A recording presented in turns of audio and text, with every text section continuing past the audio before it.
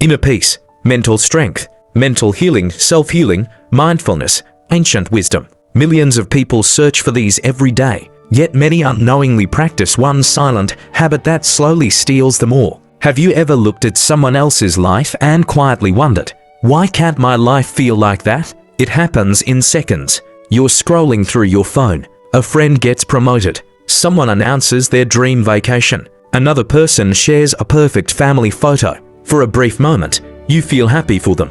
Then something changes. A quiet voice whispers, "You're falling behind." That single thought is enough to steal the peace you had only moments ago. The loudest battles in life are rarely fought with other people. They're fought inside our own minds. And perhaps the most dangerous part is that comparison doesn't feel like a bad habit. It feels reasonable. It feels normal. Society even rewards it. From childhood, we're encouraged to compare grades, careers, appearance, wealth, and success. We become so used to measuring ourselves against others that we rarely stop to ask whether comparison is helping us or quietly hurting us. Imagine standing beside a beautiful lake at sunrise. The water is perfectly still. Golden light stretches across the surface. Birds sing in the distance. The air is cool, peaceful, almost sacred. For a moment, everything is enough. Then someone walks past wearing expensive clothes. Another person arrives in a luxury car. A third takes the perfect photograph and posts it online. Suddenly, the lake hasn't changed, but your experience has. Your attention leaves the beauty in front of you and becomes trapped in the story unfolding inside your head. Maybe I'm not successful enough. Maybe I'm wasting my life. Maybe everyone else has figured something out that I haven't. The suffering didn't come from the lake. It didn't come from those people. It came from the meaning your mind created. More than 2,500 years ago, the Buddha observed something remarkably similar. While today's world is filled with smartphones and social media, the restless human mind is not new. In Buddhist teaching, suffering often begins not because reality is unbearable, but because the mind keeps grasping, judging, and comparing instead of seeing clearly. Modern psychology reaches a similar conclusion in a different language. Constant social comparison can reduce well-being and make us feel less satisfied, especially when we compare our everyday lives with the carefully edited highlights of others. But here's the question that changes everything. What if happiness has never depended on having more than someone else? What if the only thing standing between you and inner peace is the habit you've never noticed? Imagine a traveler walking through an ancient forest. The morning air is cool. Sunlight filters gently through the trees. Every step brings the sound of birds, flowing water, and rustling leaves. It is the kind of place people dream of visiting, but the traveler notices almost none of it. Every few minutes, another traveler passes by. One walks faster, another carries finer equipment, another seems more confident. Instead of enjoying his own journey, he keeps asking the same question: why am I not where they are? By the end of the day, he feels tired, frustrated, and strangely empty. Not because the forest was difficult, but because comparison stole the joy that was available every step of the way. This story is symbolic, yet it reflects something deeply human. Many of us don't actually live our lives. We measure them. We compare our income, our relationships,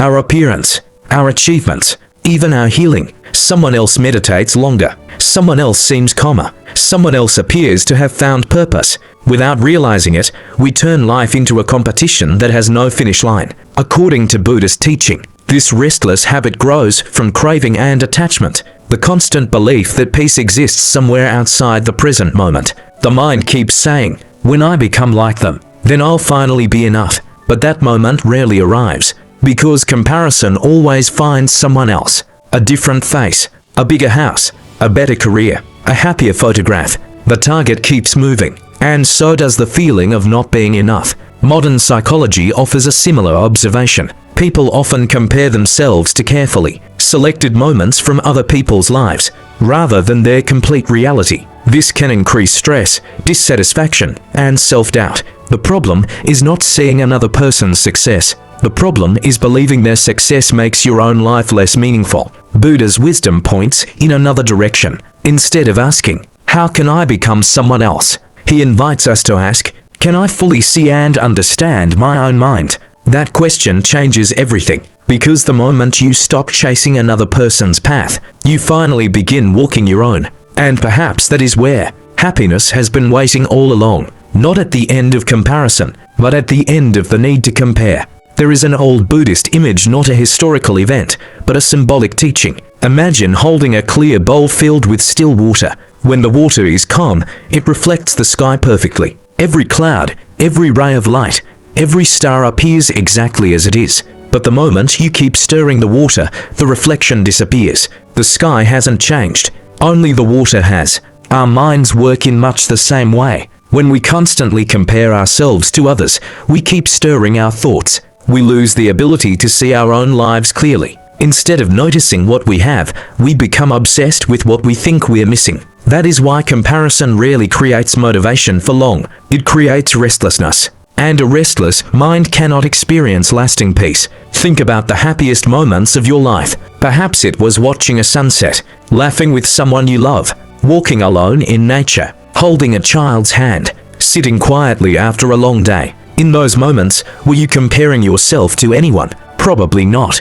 You were simply present. Buddha repeatedly emphasized the importance of mindful awareness, not because awareness magically removes life's difficulties, but because it allows us to experience reality without constantly adding unnecessary mental suffering. Modern psychology echoes a similar idea. Practices that strengthen present moment awareness can help people step away from repetitive thought patterns and become less consumed by constant comparison. So how do we begin? Not by deleting every social media app, not by pretending comparison never happens, but by noticing it the moment it begins. The next time your mind whispers, "They're doing better than me," pause, take one slow breath, then gently ask yourself, what am I overlooking in my own life right now? You may notice a loving family, a healthy body, a lesson you've learned, a quiet morning, a second chance. Gratitude is not pretending everything is perfect. It is remembering that your life contains value,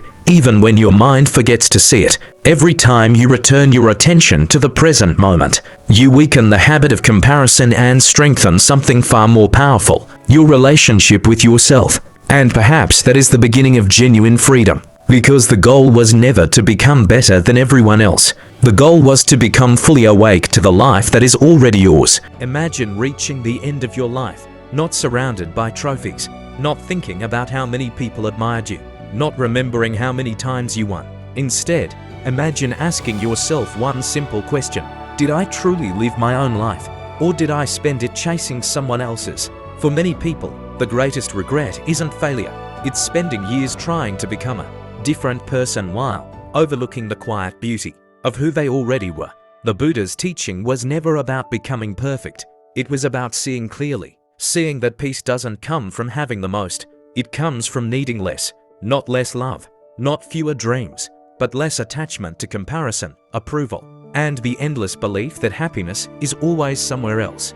The remarkable truth is this: the life you've been searching for has been unfolding beneath your feet all along. The sunrise you barely noticed, the conversation you rushed through, the deep breath you forgot to take, the kindness you received, the silence you tried to escape. These ordinary moments often hold the extraordinary peace we spend years looking for. So here's a simple practice for the next 24 hours. Whenever you catch yourself comparing your life to someone else's, don't criticize yourself. Just pause, take one slow breath, then ask, what is beautiful in my life that I'm failing to notice right now? You don't need to force an answer, just look. You may discover that gratitude grows in the same place where comparison disappears. And over time, this small habit can quietly transform the way you experience every day.